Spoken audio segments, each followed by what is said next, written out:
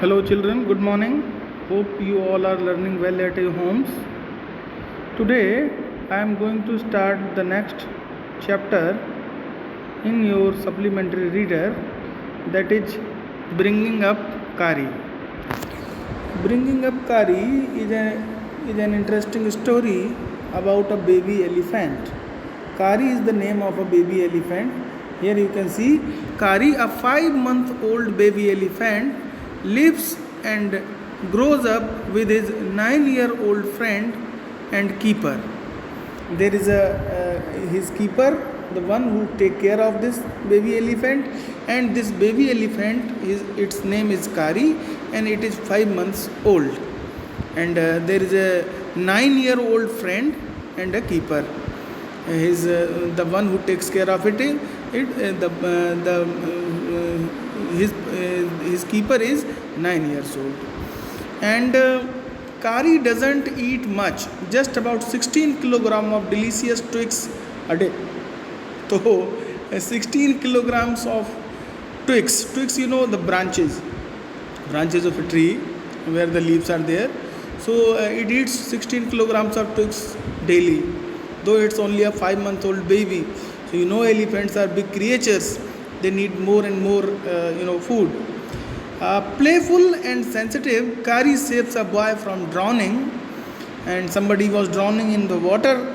So Kari saved him, saved that boy. This is a story about that. So let us find out what happens. Here, Kari the elephant was 5 months old when he was given to me to take care of. The writer is saying, then when Kali was given to him, the Kari was given to him, it was 5 months old. It was only, its age was 5 months. And I was 9 years old. The writer says that he was 9 years old. And I could reach his back if I stood on tiptoes. And the writer says that if he stand on the toes, the fingers of the leg, and if he tiptoes, then he could reach his back. This much of height it has got for a 9-year-old child and a 5-month-old baby elephant. So baby elephant is a bigger one. So pretty well. So this is what the writer says, that I could reach his back only if I stood on tiptoes. When he stood on tiptoes, इन पंजों के बल जिसको बोलते हैं, पैर के जो उंगलियों के ऊपर जब हम खड़े हो जाते हैं, जब वो इस पे खड़ा होता था, only in that case he could reach his back, वो उसकी पीठ पर पहुंच पाता था. He seemed to remain that high for nearly 2 years. और nearly 2 years तक वो उतना ही हाइट में वो रहा. कारी जो था, बेबी एलिफेंट था, वो नियरली 2 इयर्स तक उसकी हाइट वही सेम बनी रही. वी ग्रीव टुगेदर, हम लोग साथ साथ बड़े हुए. That is probably why I never found out just how tall he was. कि मैं भी बड़ा हो रहा था, वो भी बड़ा हो रहा था, तो मुझे ये इसी वजह से शायद मुझे ये पता नहीं चला कि वो कब इतना बड़ा हो गया.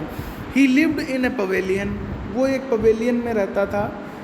Under a thatched roof which rested on the thick tree stumps so that it could not fall in when Kari bumped against the poles as he moved about.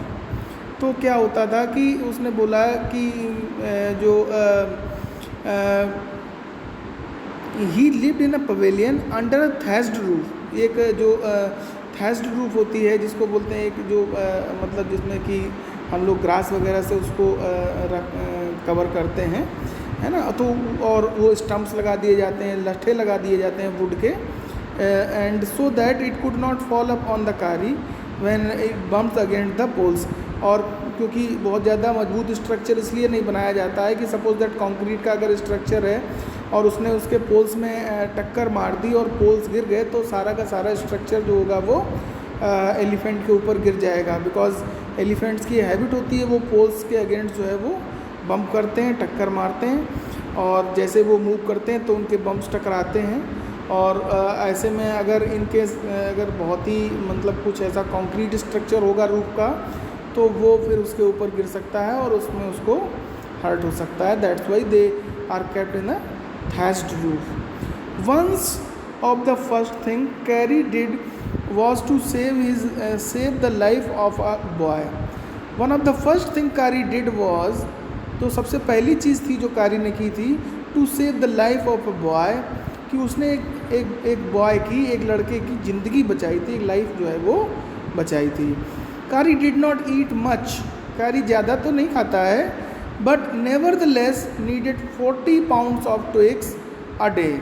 लेकिन ज़्यादा नहीं, बस थोड़ा सा करीब 40 pounds, 1 pound equal to half a kg, 40 pounds a day means लगभग 20 kg per day खाता है. To chew and play with, उसको ट्विक्स चाहिए. Twigs means branches of trees, है ना. तो उसको च्यू करने के लिए और उनसे खेलने के लिए उसको 20 kg के अबाउट, मीन्स 40 pounds के about. Pound is also measurement of weight. तो 40 pounds उसको वो चाहिए, ट्विक्स चाहिए पर डे. वो उससे च्यू करेगा और उससे खेलेगा. Every day I use to take him to the river, मैं डेली उसको क्या करता था कि उसको ले जाता था रिवर पे. In the morning for his bath, और क्यों ले जाते थे, क्योंकि उसको बात कराने के लिए, उसको नहलाने के लिए. और डेली मॉर्निंग में उसको मैं रिवर पे ले जाता था. He would lie down on the sand, तो वो क्या होता था, वो सैंड के ऊपर लेट जाता था. While I rubbed him with the clean sand of the river, और मैं उसके जो स्किन होती थी उसको जो रिवर की जो क्लीन सैंड होती थी उससे रब करता था. And while I rubbed him with the clean sand of the river for an hour, करीब 1 hour तक उसको मैं रब करता था. As we use soap and the elephants their skin is rub with sand. All right. And then what happened, after that he would lie in the water, और इसके बाद वो कहाँ पे चला जाता था, he would lie in the water, वो वाटर में लेट जाता था. फॉर अ लॉन्ग टाइम, बहुत लॉन्ग टाइम के लिए वो लेट जाता था. On coming out his skin would be shining like ebony, तो वो एबोनी की तरह, मतलब उसकी शीशे की तरह जो एक एबोनी होता है, वो उसमें रिफ्लेक्शन होता है, बहुत चमकता है, वो एक सब्सटेंस होता है एबोनी, तो वो उसकी तरह उसकी स्किन चमकने लग जाती थी. And he would squeal with pleasure, और वो बहुत ही प्लेजर के साथ, बहुत ही खुशी के साथ जो है वो अपनी वो बाहर निकलता था. As I rubbed water down his back, जब मैं उसकी बैक से, उसकी पीठ से जो वाटर था उसको जो है मैं वाटर को हटाता था. Then I would take him by the ear, और फिर मैं उसको कानों के हेल्प से लेके जाता था. Because that is the easiest way to lead an elephant, कि किसी भी एलिफेंट को लीड करने के लिए, उसको चलाने के लिए उसके ईयर को होल्ड करना बहुत इम्पॉर्टेंट होता है. यू मस्ट बी नोइंग कि elephant move by the symbols that is given to their ear. तो उनके ईयर को पकड़ के जो भी आपको कराना है वो आप कराइए. So this is what the trick to make the elephant go. and leave him on the edge of the jungle while I went into the forest to get some deciduous twigs for his dinner. तो मैं उसको forest में छोड़ देता था और मैं उसके लिए जो ट्विग्स होती थी, जो ब्रांचेज ऑफ ट्रीज होती थी, वो लेने के लिए चला जाता था. One has to be very sharp hatchet to cut down these twigs. अगर किसी को ये ट्विक्स उसके लिए एलिफेंट के लिए काटनी है तो उसको बहुत ही अच्छा एक हैचर होना चाहिए, बहुत ही अच्छा एक काटने वाला होना चाहिए. It takes half an hour to sharpen the हैचेज because if a twig is mutilated an elephant will not touch it. अगर कोई भी ट्विग ऐसी है कि जिसमें बहुत सारी ब्रांचेज हैं तो फिर उसमें फिर उसको वो एलिफेंट नहीं खाएगा, तो उसको बहुत अच्छे से शार्प करना पड़ता था एक एक चीज़ को, जो कि जिससे कि वो उसको खाएगा. It was not an easy job to get twigs and saplings for Kari. Kari के लिए जो ये सैपलिंग्स प्लांट की और ये जो ट्विग्स लाते थे, ये एक कोई इजी टास्क नहीं था, ये बहुत ही एक डिफ़िकल्ट टास्क था। I had to climb all kind of trees, मुझे हर तरह के ट्रीज़ पे चढ़ना पड़ता था। To get the most delicate and tender twigs, तो बहुत ही मुलायम, बहुत ही डेलिकेट, बहुत ही टेंडर, बहुत ही सॉफ्ट ट्विग्स उसके लिए ढूंढनी पड़ती थी। As he was very fond of young branches of the banyan trees, तो वो बहुत ही उसको सबसे ज़्यादा क्या पसंद था, बनियान ट्री की जो यंग ब्रांचेज होती, बनियान ट्री जो होता है, बरगद का जो पेड़ होता है, जो उसकी जो यंग ब्रांचेज होती हैं वो उसको बहुत पसंद करता था। Which grows like a cathedral of leaves and branches, और जो कि एक लीव्स और ब्रांचेज के कैथेड्रल की तरह जो है ना वो निकलते हैं, तो वो उसको बहुत ही ज़्यादा पसंद थे। उसके बाद कहता है कि I was gathering some one spring day in March, तो कह रहा है कि मैं कुछ ये ट्विग्स और सैपलिंग्स जो है वो गैदर कर रहा था, उनको इकट्ठा कर रहा था। It was a spring day in March, ये मार्च में स्प्रिंग के मंथ में स्प्रिंग डे इन मार्च। अब चूँकि वहाँ पे वो कहाँ की ये स्टोरी है, तो वहाँ पे ये स्प्रिंग डे होगा, अच्छा दिन होगा मार्च का।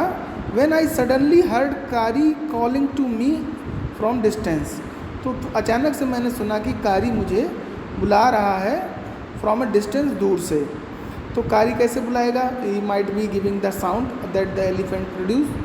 As he was still very young, जो कि वो बहुत ही अभी भी छोटा था। The call was more like that of a baby than an elephant, तो वो बेबी की तरह ही उसकी साउंड निकल रही थी, जबकि एक ग्रोन अप एलिफेंट की तरह उसकी साउंड नहीं निकलती थी। I thought somebody was hurting, मैंने सोचा कि हो सकता है कि कोई उसको हर्ट कर रहा हो। तो up to here you can read it with the help of your book, and if any doubts you can come to the and you can ask me. Thank you. Next we will give in our next video. Thank you.